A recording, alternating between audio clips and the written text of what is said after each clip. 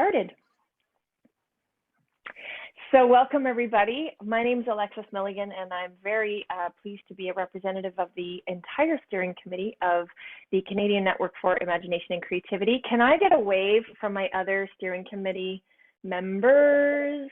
So we've got Michael and Stan and Mary and Goran and Robin. So great that you're all here with us tonight. And before we go on any further, I am currently, live sort of a split life. I'm usually on the East Coast in Dartmouth, Nova Scotia, locally located in Mi'kma'ki, but I am now actually in Niagara-on-the-Lake, which has a long tradition of being a gathering place for many different peoples over many different millennia. So it's a very rich history this place holds, and I'm feeling very lucky to be a part of this kind of conversation. And again, our conversations about the idea of land acknowledgements, but more importantly, our personal connections to those stories. So I would just like to celebrate Tim Johnson, who is an elder with the Six Nations, who is not far from here. He's a close friend of mine, and he really wants to celebrate land acknowledgements, not in the terms of just sort of being a blanket statement that we make, but something that's personal. And so I just want to recognize and acknowledge that in his spirit, what he celebrates is a gathering space, a place where we come together to share stories, and story sharing, idea sharing, knowledge sharing is very sacred to the Mohawk people, and that's how we move forward. And so in that spirit, this is this opportunity where we get to come together as many different cultures from many different nations and come together in a spirit of knowledge sharing and story sharing. And so within that strength, we can move forward, and we can move forward together.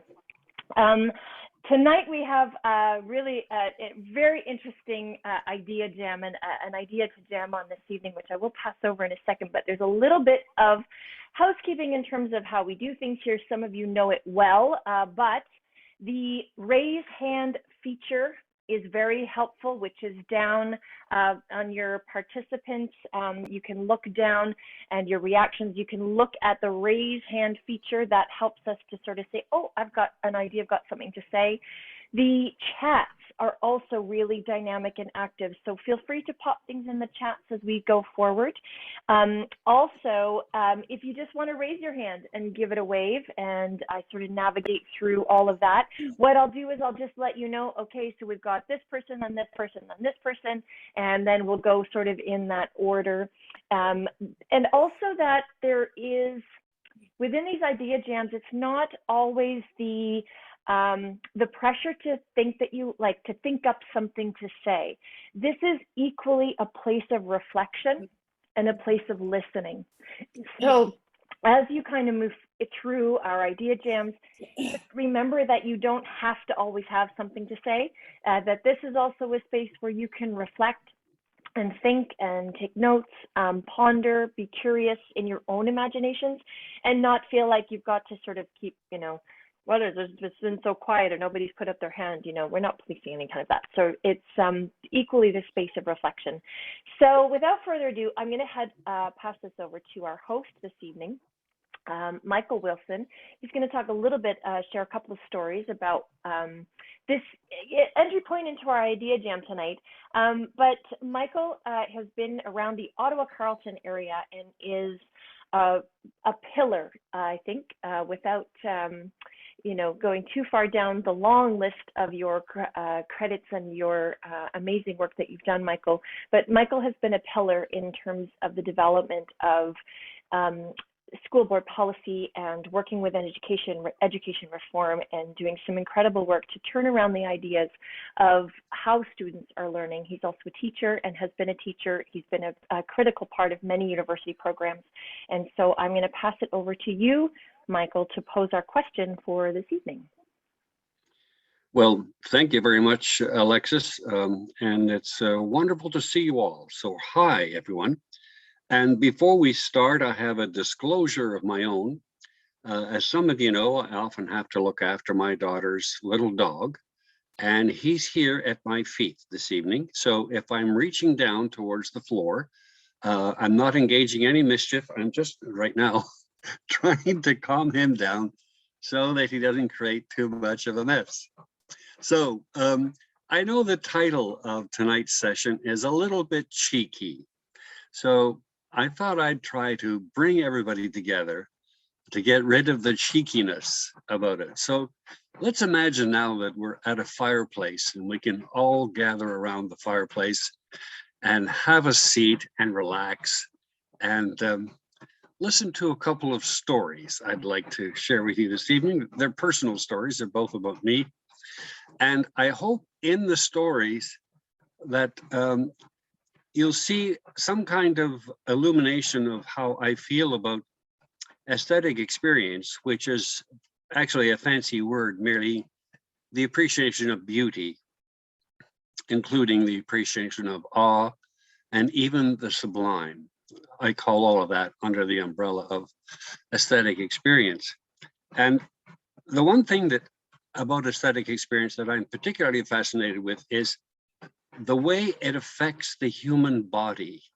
I'm very interested in the bodily response to things to which we have an aesthetic response.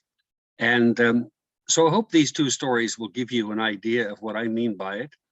And I hope that that will prompt some of you either to comment about the stories or to feel free to share some of the stories of your own. Here's story number one. A few weeks ago, I was driving down the expressway in suburban Ottawa with my elbow out the window, not a care in the world, listening to CBC music on the radio. I think it was a Saturday morning and the show on was This Is My Music. And since I'm a recovering jazz musician, I only have a superficial knowledge of most classical music, and this is a classical music program I'm listening to. And you know, the music sounded fine. And I was just driving along and looking at the Gatineau Hills in the distance and the Ottawa River. And as the highway peaked up over a mountain, you suddenly see the outlay of downtown Ottawa before you. And then quite suddenly, I noticed that the car became engulfed with this incredible orchestral sound that resonated off every element of the car. And I suddenly was moved to feel that I was almost like in the middle of a huge ocean wave that just swept over me with this incredibly repeated chords played by, it sounded like every single instrument in the orchestra. And I was completely blown away. It wasn't music that I knew, but the totality of the sound was completely engulfing, and tears rushed into my eyes, and my cheeks turned red, and my spine tingled, my fingers tingled, my feet tingled, and I suddenly felt at one with everything, the universe, the hills I saw over there, the river, the car. And I was driving down an 8-lane expressway with traffic on both sides of me. And I can't imagine how I managed to actually get the car home. And after this piece of music was over, I felt the sort of afterglow of this sudden engulfment of inspiration. It was very unexpected, very sudden. It wasn't music that I knew, so it wasn't, you know, remembering something about the music that happened to me long ago, none of that. And it was just the most amazing feeling. And I felt a kind of afterglow all the way home. And I think it was just a miracle that I managed to find. I mean, how many of you can drive a car with tears rushing down your face, listening to the music, cars on both sides of you on an 8-lane expressway? How many of you can do that? That's story number one. Here's story number two. When I was growing up, one of my fondest set of memories was related to being at our family cottage. It was an old cedar log and cedar timbered cottage. Today, if it were still there, it would be about 120 years old. wasn't a single steel nail in the place. All the fasteners were cedar chips. It was a cottage like that. It was on the big Rideau Lake, which is about 100 kilometers southwest of Ottawa, part of the Rideau Lakes and Rideau Canal River lock system between Kingston and Ottawa, which is a distance of about 200 kilometers that you can travel in a boat through 49 locks.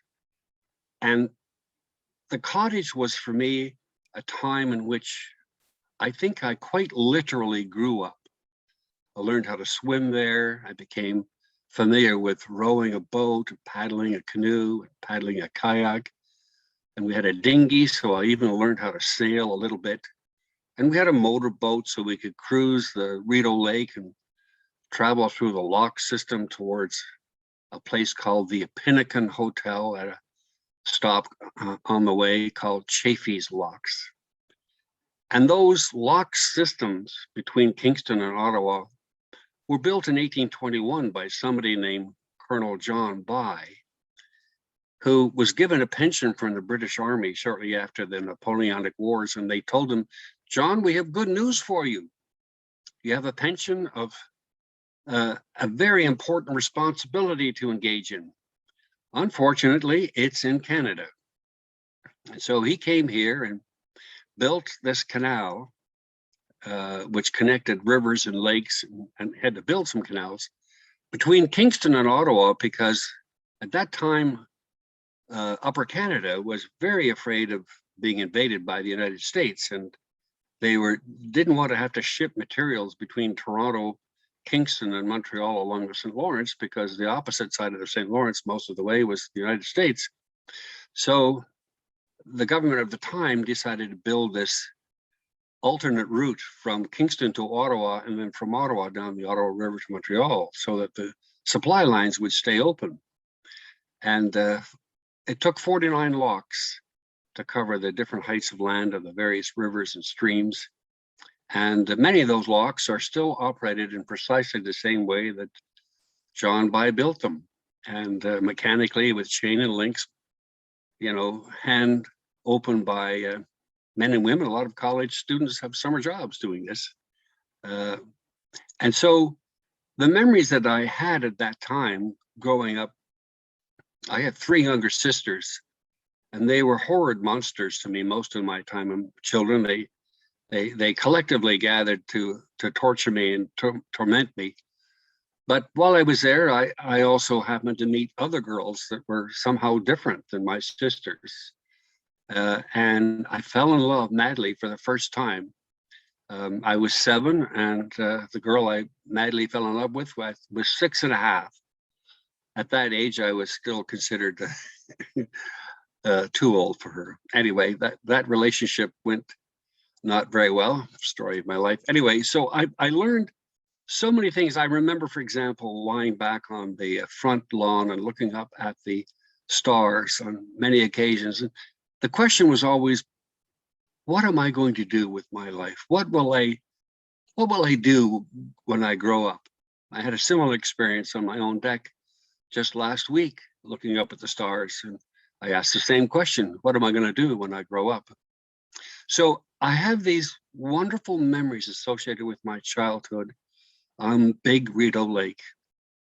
Today, I live in a very ordinary townhouse in a part of the city called Old Ottawa South. It's a part of the center part of Ottawa, and most of the houses are 100 years old or so, but not my townhouse. It's very ordinary, except that it's 100 feet away from the Rideau River, that same body of water that from the Rideau Lake I spent my childhood. My mother is buried up there, and I can feel her presence as I see the water stream down on the Rideau River just 100 feet away. When I get up in the morning, I can look out my bedroom window and see the water soothingly flow by. And every day I look at it when I wake up, it's different. It is true that you can look at the same object, the same thing multiple times, and see it differently each time. And so I do still today by looking at that river, quite literally a tributary of the communication of goods and services, and of course for the last 100 years, mostly tourists. And also, I feel too that it is part of the arteries of my own life, and how I can feel as I look at that river, not only in my own life as a child, as the same water flows by from the Big Rideau Lake to this river, but I see that as a kind of artery of my existence today. And it unites me to my past, my present, and my future. Those are my two stories. For those interested, I eventually looked up the music I was listening to in that first story, and it was written by Maurice Ravel. It's called Suite Number 2, and he wrote it as the score for a ballet called Daphnis and Chloe. Of course, music quite literally for the body. Now, I'm open to comments. Tell us your stories. Let me know how you feel about anything you just heard.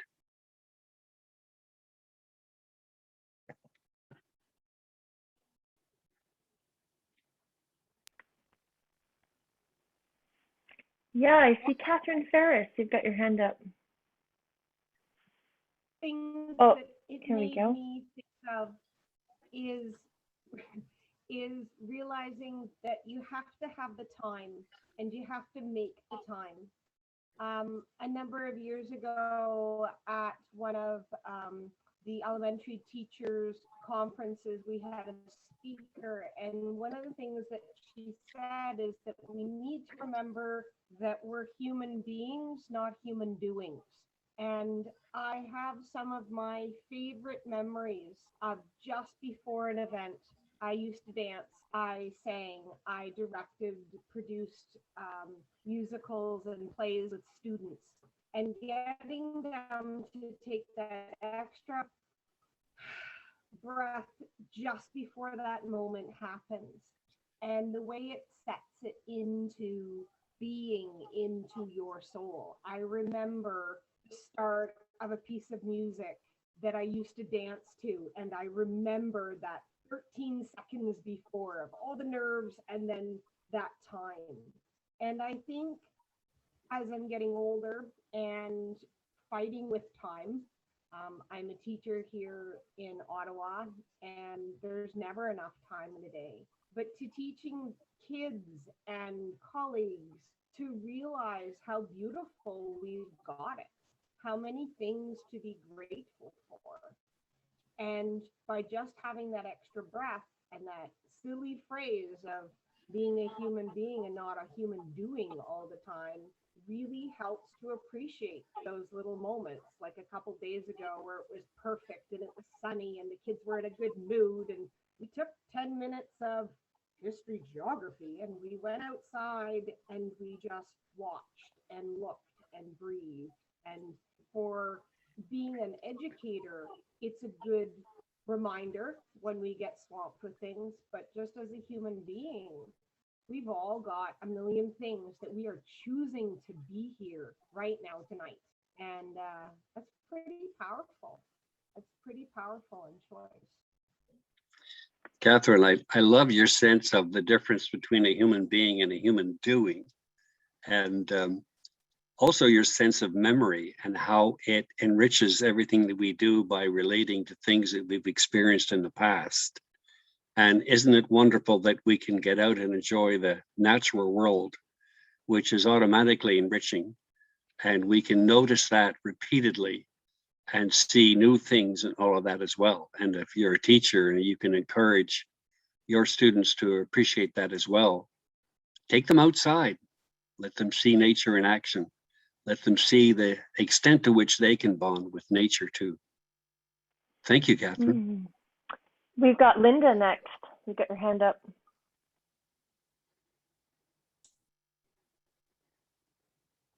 Thank you, Michael. I really I love the idea of telling a story and then saying, okay, let's go. This is our bouncing off point. I was reminded as you told your second story, I've joined a course in what's called Embodied Imagination, which is Robert Bosnak's work. He's from north of California. And so the idea is that you have a partner and you work with them and you work a dream. And the dream that I worked yesterday was of being at a crossroads with a street signs above me, but I was lost. I had no direction. I had no idea how I was going to get home, but I was determined to get home in the dream. And so I was on my bike and I rode my bike up this big hill, and it just got harder and harder to get up the hill. And then I went towards a school and there was a storm brewing. And I went into the school as the storm just grew and grew and grew. And as my partner worked the dream with me, which you actually go back and relive the dream. And so you encounter different elements of the dream as you relive it. And I relived as I went up the hill, she said, okay, now just stop there and go into the hill. What's this perspective of the hill? And when I did that, my imagination took me straight into it. And the hill was saying, you know, I watch all these people go rushing by all the time and you know, struggle to get up me, but my being is just to be a hill and slow you down. And later on, I got into the storm part, and the storm said, look, I'm just here creating change and allowing light to come onto the landscape. So, you know, the outcome of that dream was that here I was looking for direction, but all around me was the landscape showing me that it's under your feet. It's all around you. You don't have to go in a straight line to find it, if you know what I mean. And it's just that really connected me to my childhood too, because when I was a kid, I was never afraid of storms. I loved to go out into a storm and just enjoy the exhilaration of it. So in that same sense, I felt that sort of circle of life that goes with when you're older and, you know, you leave your work, you stop teaching, and, you know, what direction am I going to go in? You know? Yeah, so thank you very much. That was delightful. Linda, I loved your sense of embodied imagination and also your suggestion that dreams do, in fact, inform us. Often people think that dreams are not complete abstractions. They're merely fragments of our own lives, of our own being, and we arrange them differently in our dreams than we see them in life. And yet sometimes, have you not noticed that you're doing something and suddenly you remember a fragment of a dream you had the night before or several nights before that? Sometimes I often think that, you know, I'm in a place, a room, or a city that I know have never been to before, and yet I'm sure I know that I've been here before. And maybe it's because we've dreamed it. So thank you so much, Linda, for that sense of embodied imagination that you so beautifully illustrated. Linda, did you have something to add? You just raised your hand. Did you want to add one more thing? Oh, okay, just checking. Great. Yes, Sharon Smith, you've got your hand up. And then we'll have Terry.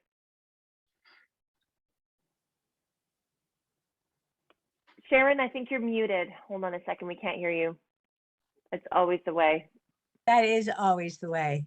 I have two stories, as Michael did, and his first story reminded me of my growing up at a cottage all my life that I go back to every summer, which is the same cottage that my parents built. This year we renovated the boathouse. In 20 years, it'll be 100 years old. And nothing else has changed. We put in a new shower this year also. And speak about human doings, I said to myself, I will weed, I will put down compost, I will put down chips, but when the garden's to bed, I lie in the hammock and just absorb the beauty of the sky, the leaves above me.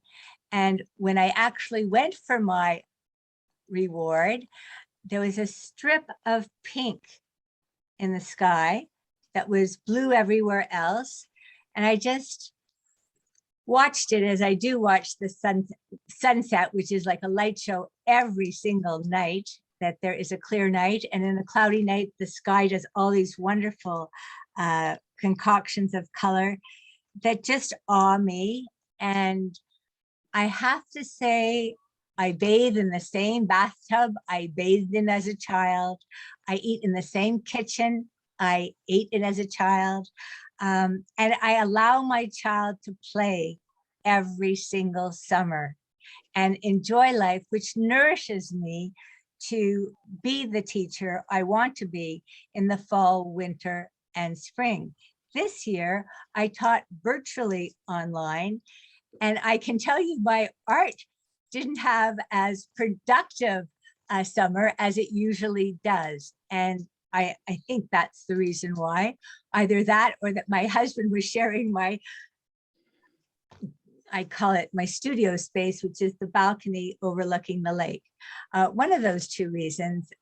My production wasn't as productive in the art area. Being a visual person, I do take in all the sounds of the wind, the leaves, the birds, the ducks, the water that nature has to offer. And I can pull that up from years of doing the same thing. And I have the blessing of having that place available to my husband and myself every single summer.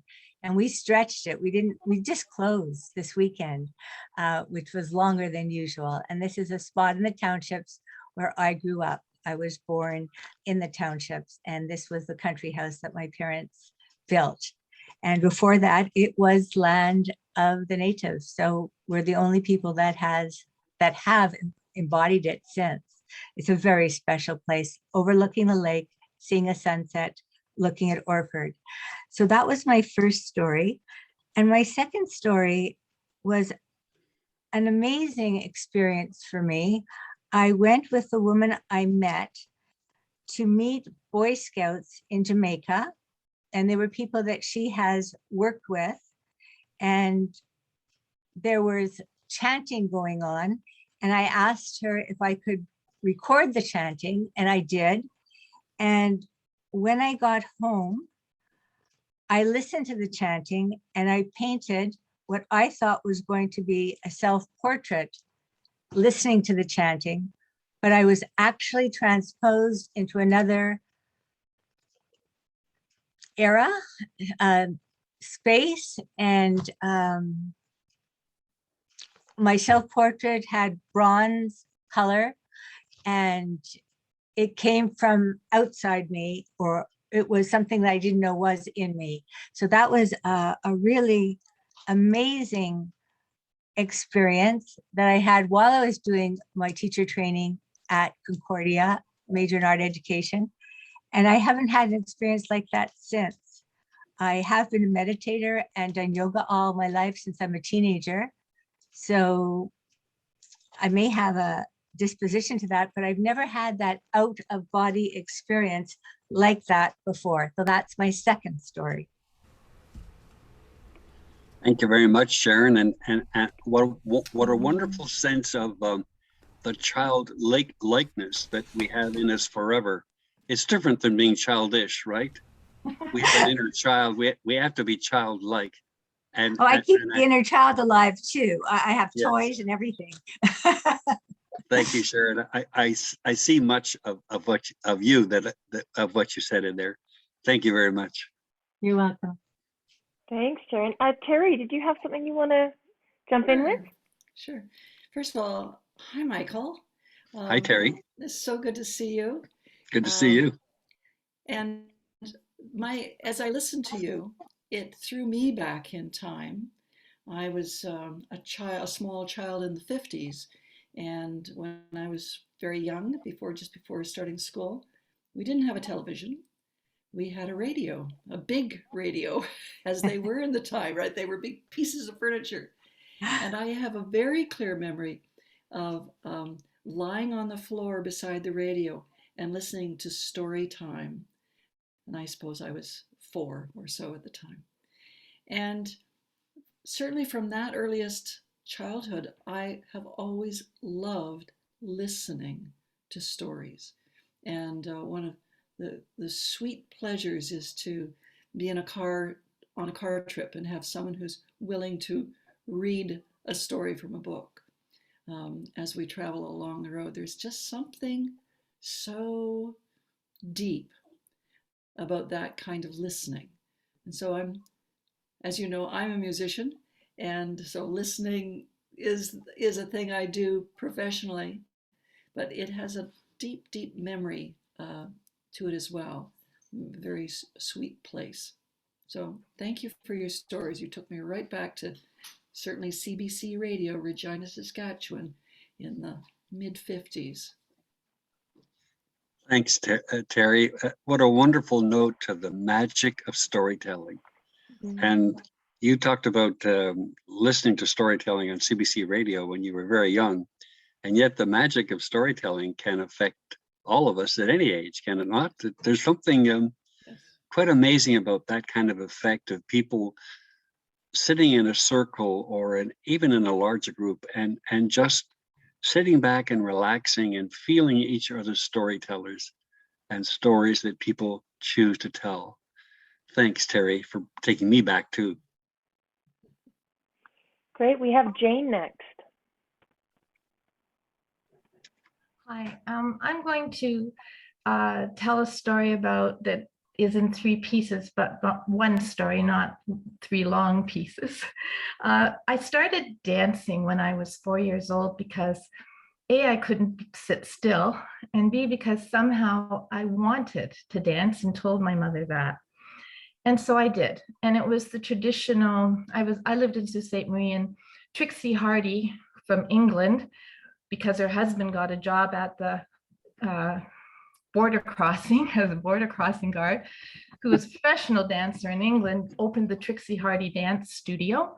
And I took tap and then ballet and then jazz. But what I loved to do was what was back then called ethnic dance, which is all kinds of appropriation now. However, we learned dances from different countries. And Trixie was very forward thinking that she researched and told us as much as she could about the culture we were dancing and the stories behind her dances. And that spoke to me, and I didn't know exactly why, but it's what I enjoyed doing the most. And I didn't understand until I was 16 years old. Trixie's sister taught at a community college level in England. She was still in England, that kind of a place. And she taught creative movement, it was called. And those of us who were senior dancers with her were brought in on a Saturday into the Orange Hall, which is where we practiced. It was a small town. And Ella, Trixie's sister, did stuff with us that a lot of the people were giggling at, but I was quite stunned, quite amazed, because she was teaching us that we could say something with our bodies that came from within us. This shocked me. I knew I could use my body to communicate something that someone else told me to communicate, or that I could just do movement, choreography, make sure you stretch, make sure you look, make sure you get all the beats, make sure that you hold your position. But until I was 16, I had no idea I could create movement and dance to say something that was inside of me. That's part 2. Part 3 is, and Judith Stone's in the audience, and she was in that class, so I don't know if she remembers, but it was way back in 1990, 4, I think it was. And we were doing our first AQ because dance AQs had just started and everybody was required to do a dance to get part 1 if they were going to teach regardless. There's also a window of opportunity for professional artists to join those classes, and then they could become certified to teach dance and only dance in the same way that teachers of shop classes from industry could do the same thing. They had a window. And we were asked to create, a lot of it was about creation. That's why I encountered Sally Lyons, who was a mentor all my life and who passed earlier this year during COVID, and very sad. But she was teaching us about dance completely the way in the curriculum, creative process, critical thinking, speaking through your body, saying things. And we were learning this, and we had to create a piece based on a fear we had, and we were not to reveal the fear. It was private to us, but we had to create several movements, and she took us through different activities while we were working with this. And my daughter was just a year old, and my husband is a smoker. And when I met him, I said I couldn't date him. I would go out with him a second time because he was a smoker and I was allergic. And so we made a pact that if I never nagged him about smoking, he would never smoke around me in a house or near any children we might have. So we agreed to do that. We each broke it a little bit, not a lot. We've been married over 35 years, keeping that pretty much. But I did not understand how deep my fear was once I had our second child about his smoking. So I put it in my dance. I thought I was in control. Even remembering it, my voice wavers. The power of the emotions come back. And I danced it, all those fears, and I cried, and I could not stop crying. Nobody knew what my fear was. But Judith, you can say it was incredibly powerful. Sorry about the tears. I'm an emotional person. I can cry fairly easily if I feel something. I used to cry when I suspended students when I was a vice principal. My fellow vice principal would say, "How do you do that? I get kids telling me to fuck off, and you get them saying, 'Miss Lucy, it's okay, I deserved it.'" Because, and anyway, that's part of the story, I guess. But I wanted to say that my whole career, I started as a drama teacher. That's who I identified with, role, story, drama, but I constantly had to use movement. And my whole career was because I learned that dance wasn't step, kickball change, or how long you could stay on your toes, or any of those things that was saying what was inside you. That's my story. Jane, thank you so much for allowing us to feel how you feel when you dance. Thank you, Jane. That's really powerful. I come from the dance world myself, and there is a really interesting moment when we start to have these aesthetic experiences that take us into a different realm of thinking, a different realm of thinking how we exist. And it's interesting reflecting on these stories again, where those opportunities, suddenly thinking, have I read enough to my children? We have always made reading a priority in our house, but have I read enough? And mostly because that feeling of reading or that feeling of dancing, have we danced enough, and are there other things that creep in as priorities when maybe they're not? So it's really because these powerful aesthetic moments can really change the way we see ourselves in the world like that. That's really, really beautiful. We've got Blaine, who's got a raised hand.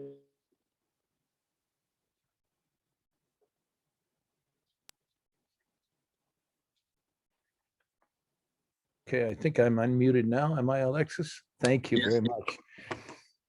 Well, in a previous life, I was a teacher of English at Fredericton High School. I was also proponent of writers in school in the New Brunswick school system, and I was called upon as a aspiring writer to journey to a high school in southern New Brunswick and do a day of readings for students. And I thought I was just going to go back and just do, you know, one session with a number of students. And I got there and the teachers gleefully announced that I had actually 7 readings to do that day with 7 different classes.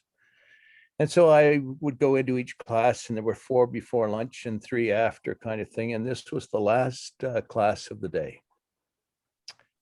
And I had read my own poetry, my own stories, and one thing another, and many, many times. And then I said, well, are there any questions? And this one student put up her hand and she said, well, tell me, she said, what was your favorite short story growing up? And I said, well, I don't know that I have one growing up, but I said, my favorite short story right now is Ernest Buckler's Penny in the Dust.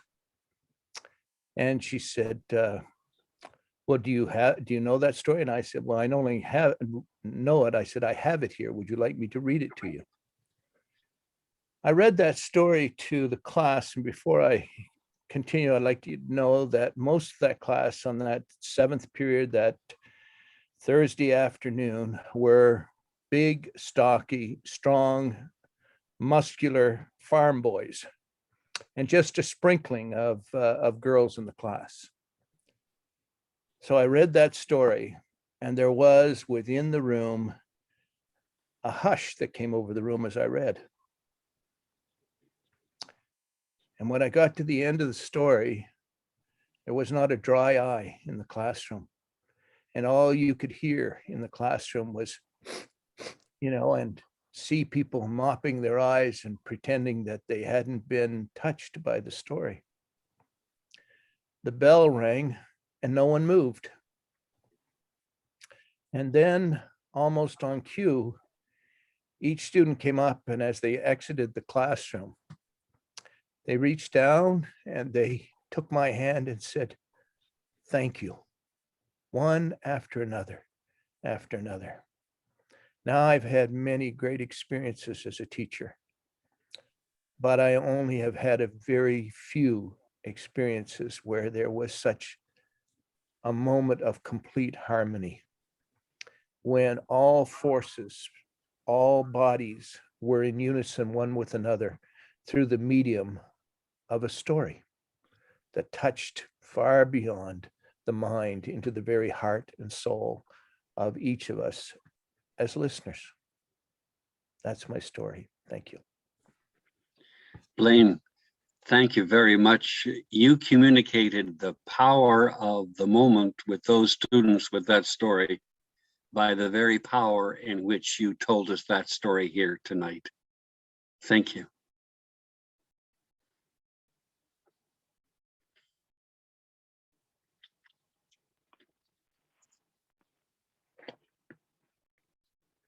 Check in on the chat. There's been some really interesting reflections on some of the things that have been identified. That idea of I thought it was very, again, the human beings, not human doings. Carolyn talking about taking her students out to the same spot and just going to the same place in every day. That's been interesting about that. The out of body experience, right, in painting or creating, or the stimulation of that imagination, how the body can express and the capacity that the body has to express. Some really interesting points of reflection as we move through the evening. Anyone else have anything that they want to share? Yeah, Lynn, please go ahead. Hi, I'll jump in. I was thinking we were invited to say where we're from, and I went into that. Professor, SFU, here I am. And then here we are in this wonderful, intimate sharing of stories. And it's so interesting how we feel we must perform or called to perform, and what happens when just sharing a story just awakens us to who we are. Thank you, Michael, and everyone for telling all your stories. As I listen, so many stories were emerging from memory. I think maybe the one I'd like to share is having gone to a workshop in Australia a long, long time ago in the beginning of my career. And it was an Indigenous storyteller who was drumming and teaching us a song and a dance.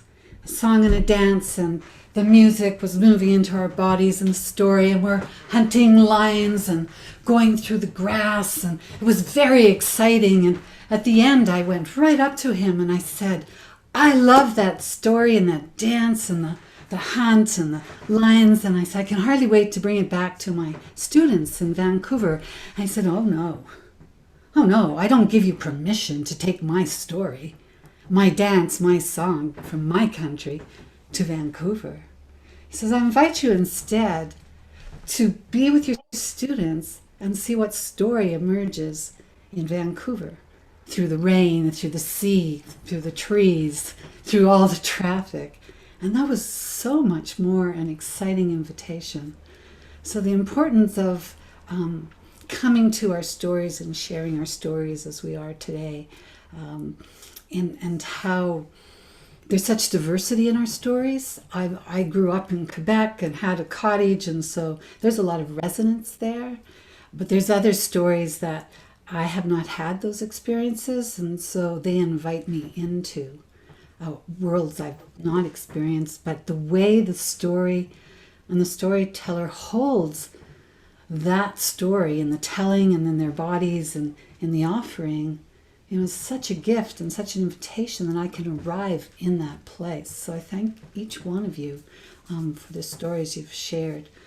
And I was just remembering Margie Gillis is this extraordinary dancer, and she has arms and she has legs, and then she has this other appendage, which is hair that goes all the way down below her bottom, and just extraordinary dancer. And I took my 3-year-old daughter in Toronto, Roy Thompson Hall, so that she could see this dancer.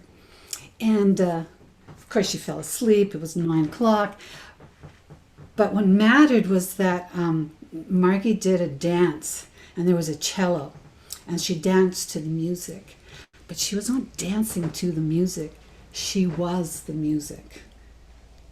And so it's extraordinary how, if we just let go and let ourselves be in the moment, this magic arrives. I'll never forget. Thank you for creating this space and letting me share it with you all. Thank you, Lynn. You teach us that we are at least the sum total of all of the stories within us. And as we tell stories to each other, we reveal some very intimate parts of our inner selves to each other, don't we? Thank you, Lynn. We've got Dean next. With your permission, and I'm going to ask your permission before I actually talk about something else, but I'm going to say 2 things, one after the other. It's the second thing I'll ask permission for. First of all, I'm actually in the midst of talking to my students about what is beauty. And the research keeps saying we don't know what it is. We can't give you a definition. Much like opening up the Oxford Dictionary of Music, there is no, or used to not be, any definition of music. There really is no definition of beauty. So I get my students to give me synonyms. I get them to describe what is beauty from a psychophysical perspective. I can give them images if we're looking at visual, and yet we know it's more than just visual. It's visual, acoustic. There's research on kinesthetic or dance and beauty, the feeling of beauty. Again, the embodied that was mentioned earlier. And there's so often we have to move away in research from beauty to aesthetics, which is more, involves so many more things. And one of the ways of talking about beauty is through what I've been listening to tonight, is through story, is not trying to give a definition, but to give a context. And story provides context in and of itself, and it creates a pattern. And from that, the mind, the student, the audience can draw out their own definition or explanation or description and develop their own understanding of what is beauty. Beauty can be physical. It can be embodied. It can be a physical motion. It can also be a personality. A person can be beautiful without being Gina Lola Brigida, for those of us old enough to understand. And for the younger ones, she was really beautiful. And, and is beauty gender-based? Can a man be beautiful? Well, of course he can.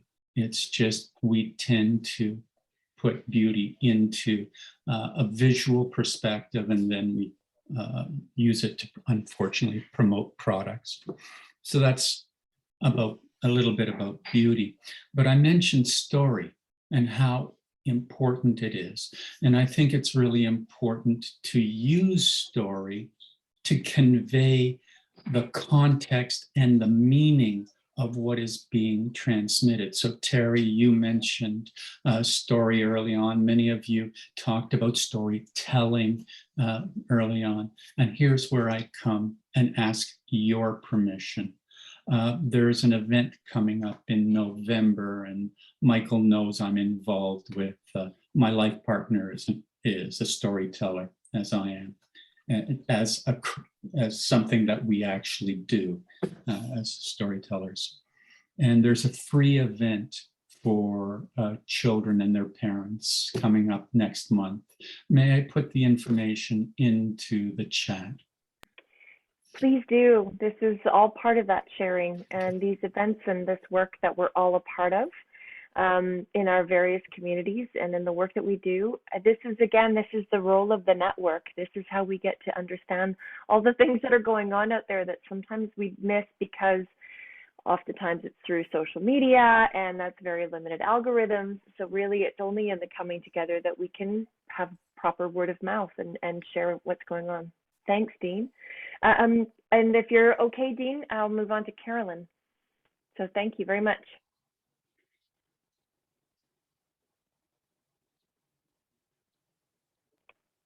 Are you able to unmute, Carolyn? It's a bit tricky. It's down on the left. Okay, sorry, I think I got it. Sorry, I live in a rural community, so I'm not sure if you can even see me, and if my connection is good. So I hope so. I came on late, but I wanted to say it's amazing. Immediately I connected with every.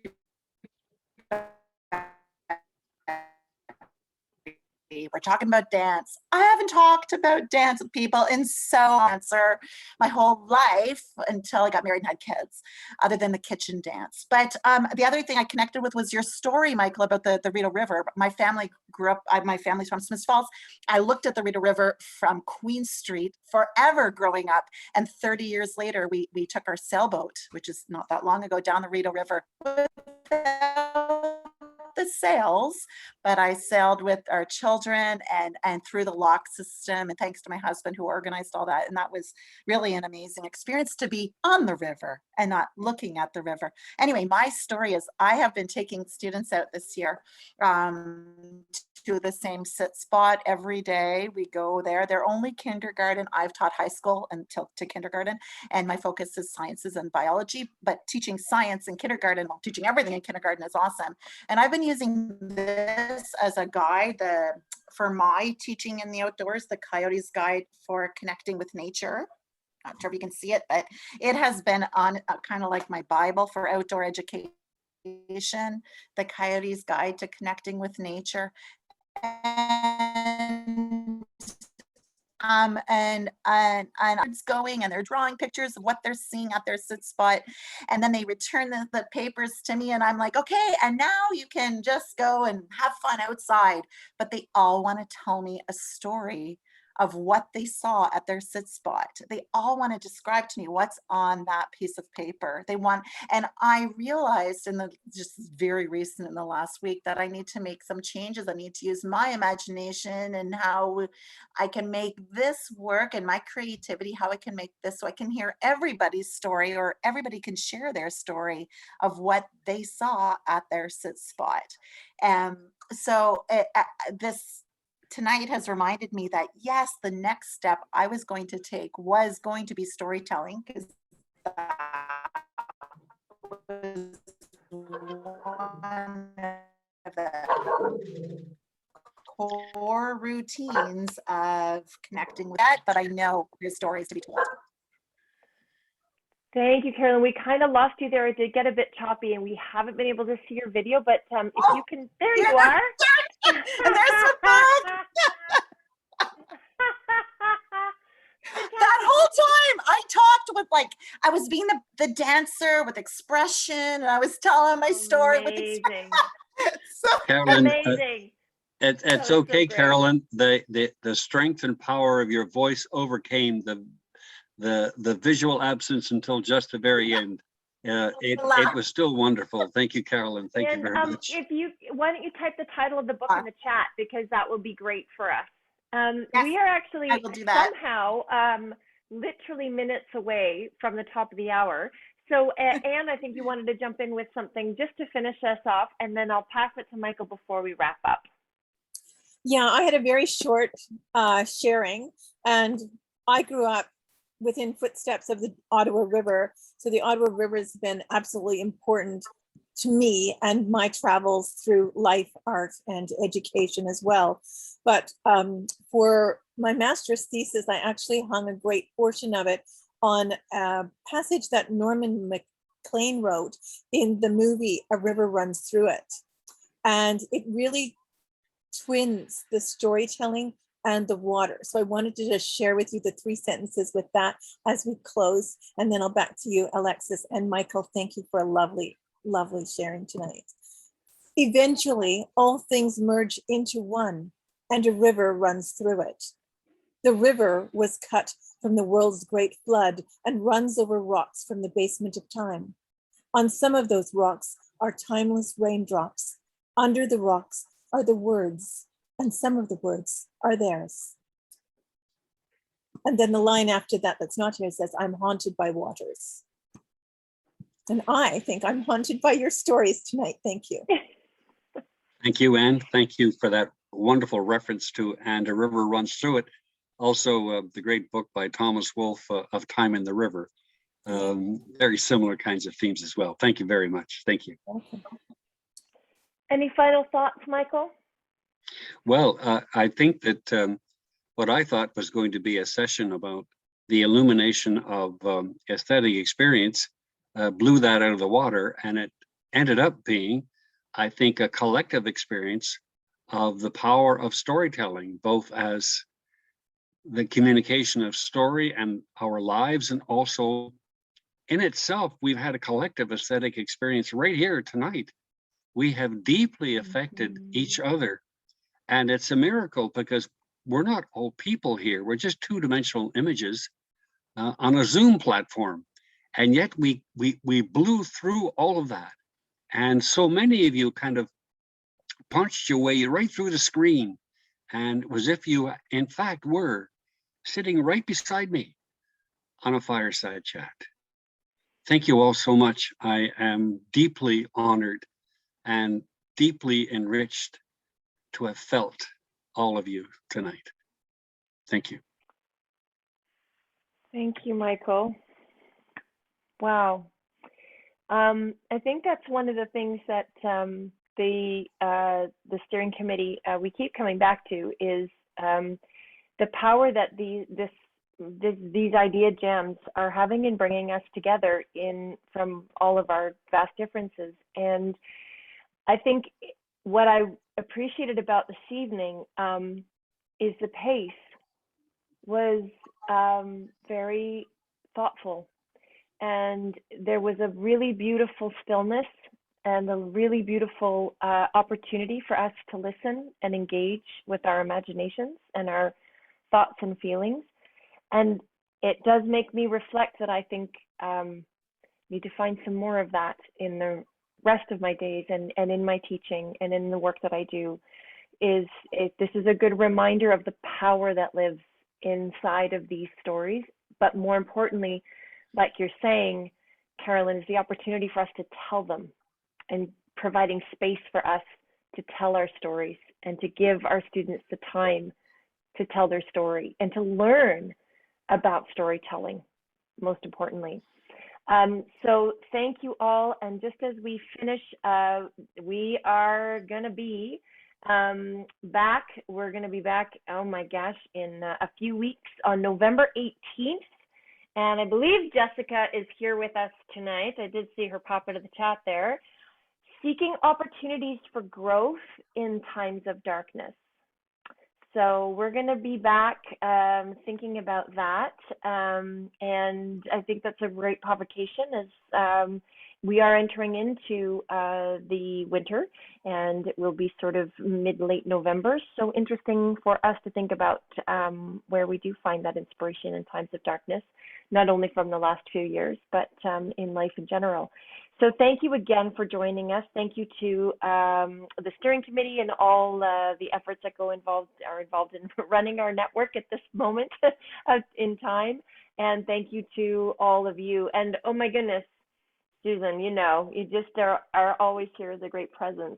So thank you, and be well, everyone. Have a wonderful evening and a great month, and we'll see you in November.